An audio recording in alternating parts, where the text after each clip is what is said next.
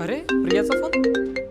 हा प्रिया बोल ना. हॅलो अतुल, आज घरी काही लोक आले होते. ते म्हणत होते की आम्ही जनगणनेचे अधिकारी आहोत. त्यांनी माझा आधार नंबर, बँकेचे डिटेल्स आणि चक्क OTP सुद्धा मागितला. मी तर घाबरलेच यार. अरे थांब प्रिया, हा मोठा स्कॅम आहे. जनगणनेचे खरे अधिकारी कधीच तुमचे बँक डिटेल्स किंवा OTP मागत नाहीत. खरंच? पण त्यांच्याकडे ओळखपत्र होतं यार. हे बघ, खोटी ओळखपत्र बनवणं आजकाल सोपं झालंय. तू कोणावरही अजिबात लगेच विश्वास ठेवू नकोस. आधी नीट खात्री करून घे. ते या गोष्टी कधीच मागणार नाहीत. एक म्हणजे बँक खात्याची माहिती, 2 म्हणजे पॅन कार्ड किंवा OTP, 3 म्हणजे UPI पिन आणि 4 म्हणजे कसलेही पैसे. अरे बापरे, त्यांनी मला व्हॉट्सअपला एक लिंक सुद्धा पाठवली. त्या लिंकवर क्लिक नको करूस. अशाच पद्धतीने ते तुझा डेटा हॅक करतात. हो, नाही करणार. हे बघ, जनगणनेचे खरे प्रश्न खूप सोपे असतात. 1 म्हणजे घरात किती लोक राहतात, 2 म्हणजे पाणी आणि विजेची सोय कशी आहे, 3 म्हणजे घर कोणत्या प्रकारचं आहे. जर कोणी अशी फसवणूक करायचा प्रयत्न केला तर काय करायचं? हे बघ, लगेच 1930 वर कॉल कर किंवा या लिंकवर तक्रार नोंदव. आणि नेहमी लक्षात ठेव, कोणतीही फी द्यायची नाही, पासवर्ड सांगायचं नाही, OTP शेअर करायचा नाही. थँक्यू यार,